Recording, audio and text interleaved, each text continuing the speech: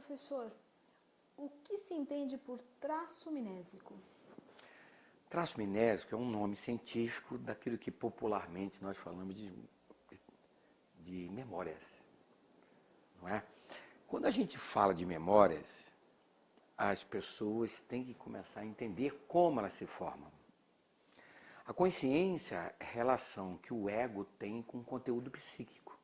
E esses conteúdos são sempre memórias. Essas memórias são função das vivências, daquilo que o ego vê, daquilo que o ego ouve, daquilo que o ego sente, né? Então, os traços minésicos, eles são considerados a maneira, a forma como essas memórias são desenvolvidas na mente, como elas se inscrevem. Porque elas ficam inscritas lá dentro da mente humana, né? Agora, interessante, quando a gente vê algo, quando a gente ouve algo, essa inscrição de memória, ela sempre se faz em 3 sistemas e são simultâneos. O Freud dizia, tudo que a gente vê está sendo gravado no inconsciente. Ah, mas está gravado no inconsciente. Mas eu não lembro o que está lá.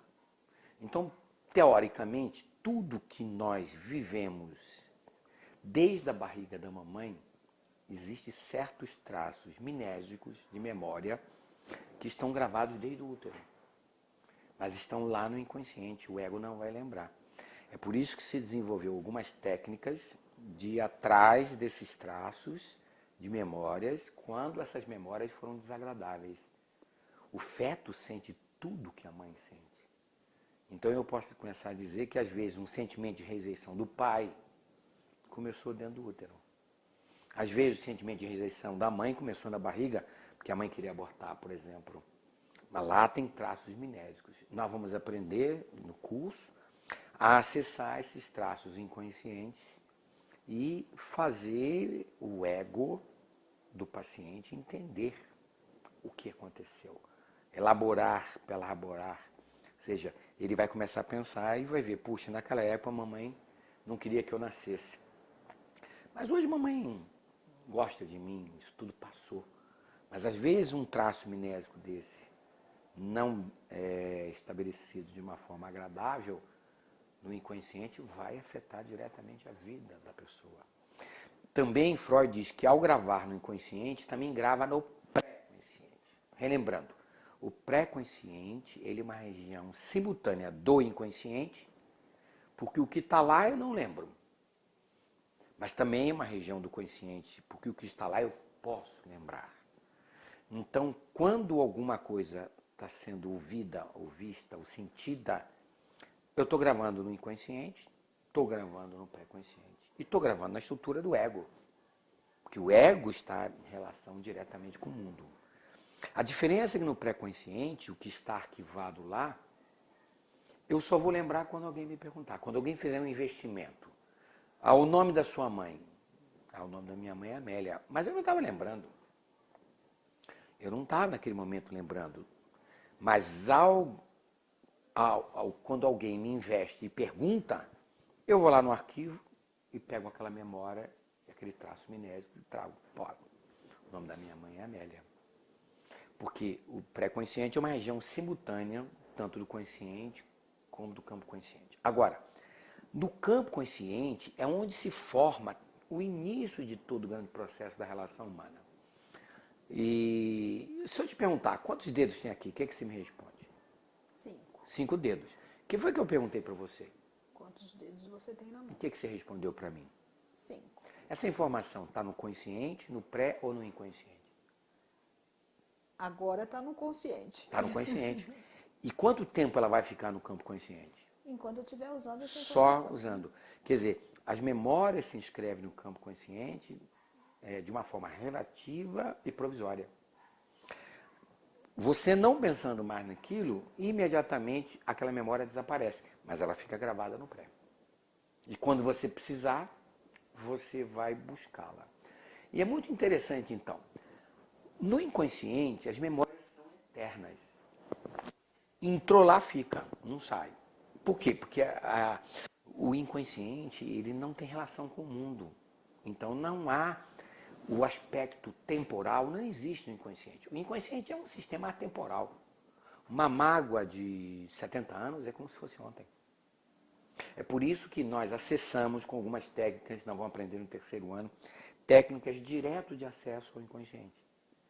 E lá a gente pega aquele material purinho, purinho, purinho. E é tão interessante que você pega tudo. Pega material de 1 ano de idade, que o ego não lembra mais.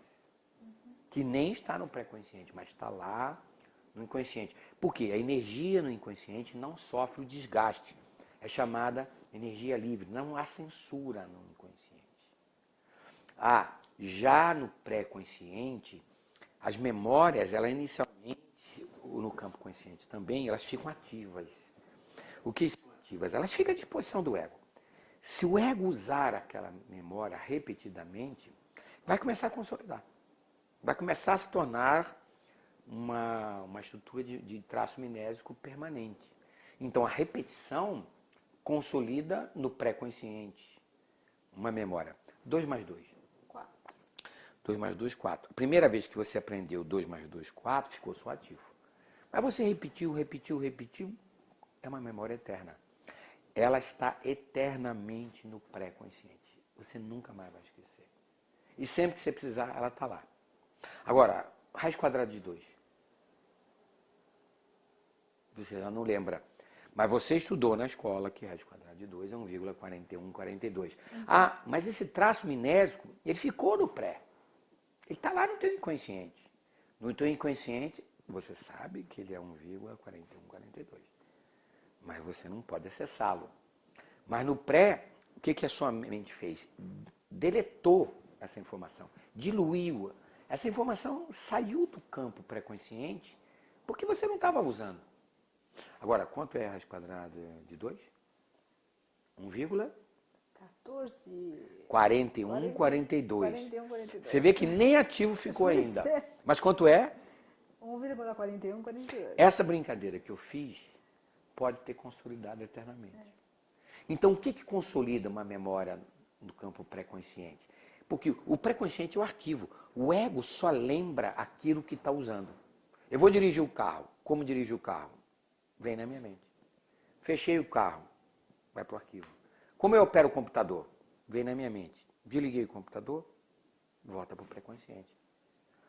Então, o que consolida um traço minésico no pré-consciente? A repetição. As vivências, alegres e tristes. Tudo que foi muito triste, desagradável, é eternamente gravada na sua memória. O nome de um professor que você não gostou. Que eu não gostei? Olha, um professor...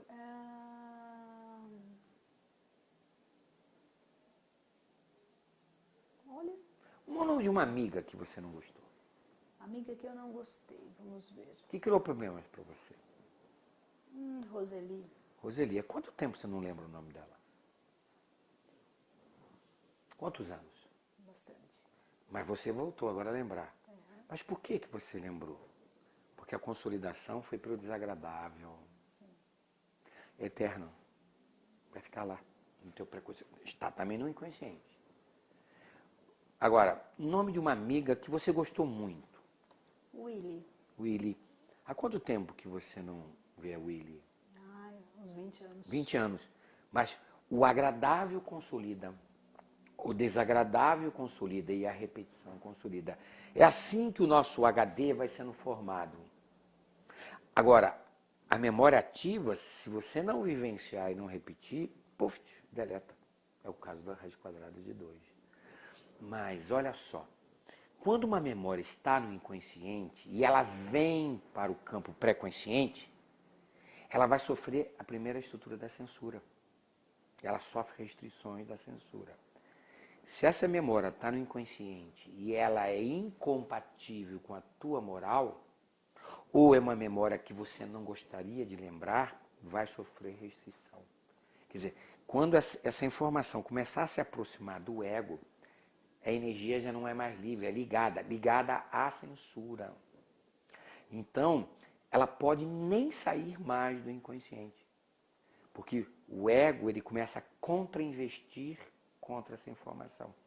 Então, é muito comum nós termos cenas da infância, cenas que gravaram estruturas na mente humana, mas que eu recalquei, eu enfiei lá no inconsciente.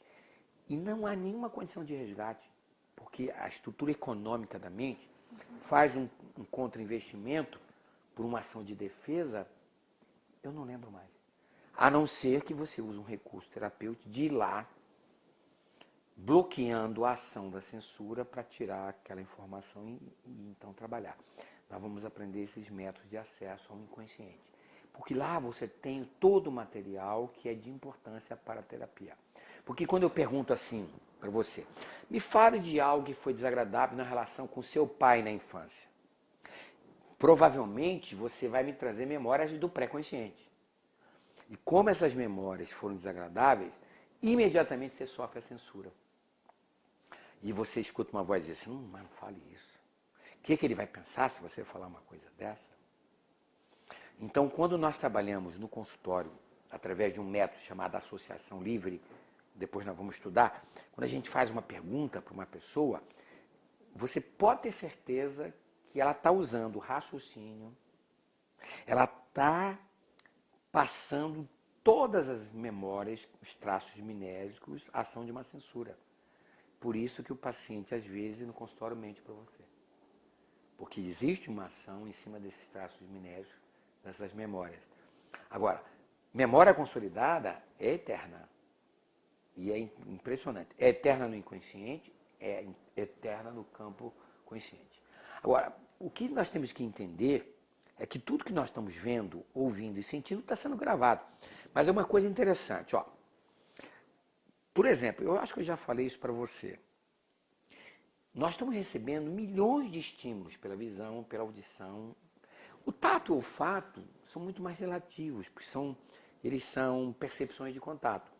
Mas, por exemplo, você pode estar conversando com alguém e não estar escutando um carro que passou na rua.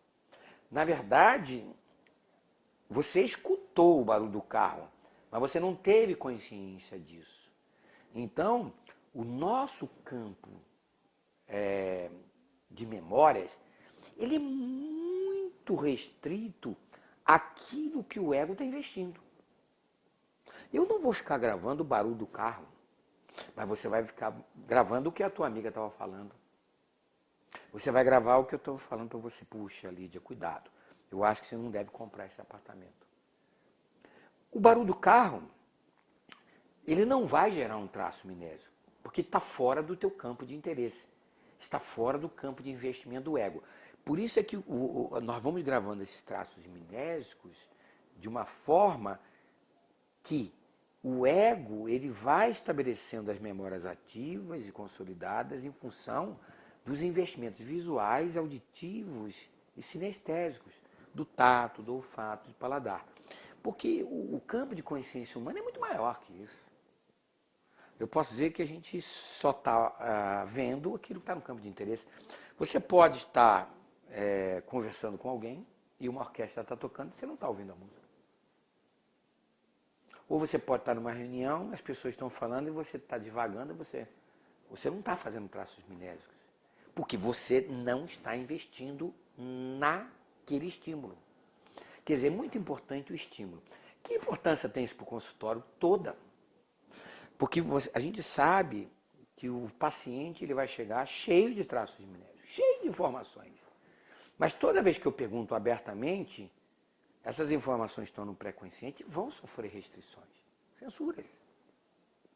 E é interessante, aquilo que não consolidou, desaparece. E às vezes o paciente ele vai ter amnésia. O Freud diz que é natural uma amnésia até 3 anos de idade. Mas a partir de 3 anos de idade, se tem amnésia, é porque o ego está se defendendo. Ele não quer lembrar daquilo. Então é muito comum você pegar um paciente, eu não lembro nada de até 10 anos de idade. Impossível. Provavelmente a memória está lá, mas ela está defendida. Aonde? Não é no pré, porque no pré-consciente é impossível. Geralmente, o que o ego fez? Ele pegou aquele traço mnésico e trancou lá no inconsciente, porque é uma informação que ela não quer lembrar. Por exemplo, uma criança às vezes sofre uma cena de sedução de um adulto. Isso é muito normal. E ela sofre aquele constrangimento, aquele assédio sexual. Aquilo começa a incomodar a criança, ela recalca. Puf, desaparece. E para ela não lembrar daquela lembrança, daquela vivência que não foi boa, porque foi um avô, foi um pai, ou foi um tio, ou foi um irmão, ela bloqueia logo 10 anos. Porque como a mente é associativa, se eu perguntar assim, me fale da relação na sua família com seu pai aos 6 anos de idade. Muito bem, se ela sofreu um assédio aos 4, e se eu perguntar alguma coisa do pai aos 6, essa lembrança da vivência com o pai aos 6 pode despertar a memória, o traço minético do 4. Então o ego, para se proteger, ele já pega assim, ó, puf, vão apagar logo 10 anos. Então toda vez que você encontrar amnésia, traços de amnésias que não são lembrados, corre atrás de traumas. Traumas que o ego não quer lembrar. Quer dizer, os traços de memória podem ser bloqueados pelas nossas defesas também. Mas é muito importante a gente saber, então, se a gente percebe que as defesas e a censura atuam para que a gente não lembre de certas coisas, eu vou ter que aprender métodos de acesso direto ao inconsciente. Como são esses métodos? São métodos onde você burla, engana o ego e engana o superego. Você quer ver um exemplo? Se eu disser assim, Lídia, me fale de uma estrada. Você vai dizer assim, a minha estrada é longa, a minha estrada é de terra. Aí eu pergunto, o que tem na margem da estrada? Ah, na margem esquerda eu vejo um deserto, na margem direita eu vejo muitas flores. Na verdade, eu estou enganando o ego. Eu estou trazendo informações do inconsciente que o sensor superego e o ego não consegue compreender. Porque o superego só compreende aquilo que o ego compreende. A estrada é a vida. Eu estou fazendo um processo associativo. Quando você diz assim, minha estrada é muito cheia de buracos, cheia de pedra, você está me dizendo assim, puxa, a minha vida está sendo muito sofrida. A margem de esquerda da estrada, ela é muito árida. Quer dizer, o lado esquerdo é aquilo que você não pode fazer. É aquilo que a moral diz, não faça. É muito árida, você vê um deserto, porque você tem uma rigidez na estrutura de valores. Então você nunca se permite andar pelo lado esquerdo da vida. O lado direito, que é o lado moral, tem flores, está tudo bem. Quer dizer, inconscientemente você começa a me dar informações de coisas que estão no seu inconsciente. Mas não veio as memórias. Não. Mas veio algo decorrente dessas memórias. Que depois nós vamos ver que são os representantes psíquicos. Mas nós precisamos acessar as estruturas do inconsciente por métodos que burlem a censura e a defesa do próprio ego.